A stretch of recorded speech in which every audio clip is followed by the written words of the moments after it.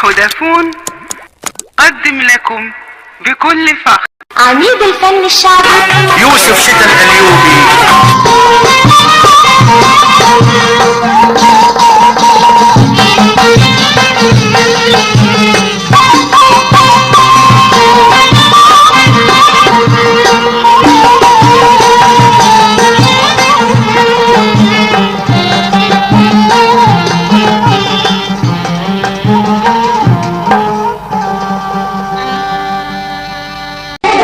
اسمع المطلوب وصلي على النبي. راجل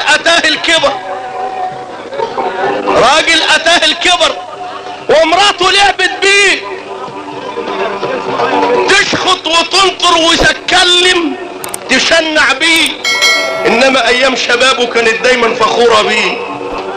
راجل اتاه الكبر ومراته لعبت بيه، تشخط وتنطر وتتكلم تشنع بيه، ايام شبابه كانت دايما فخورة بيه. لما اتاه الكبر خلت حياته غم، من بعد قولت نعم حاضر جابت له غم، وهي تقرف بلد وحشة وشكلها غم، وراضي بالهم قال والهم مش راضي بيه.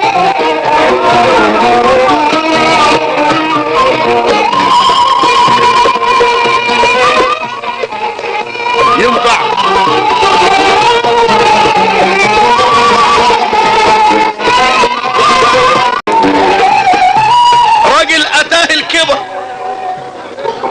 راجل اتاه الكبر ومراته لعبت بيه،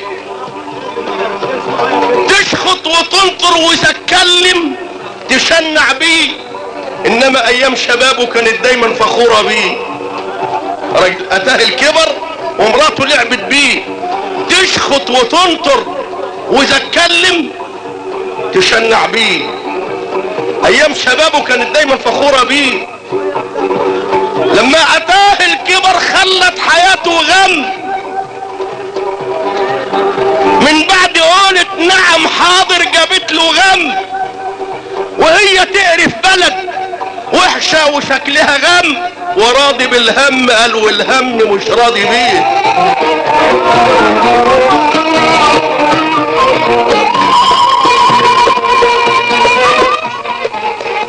ينفع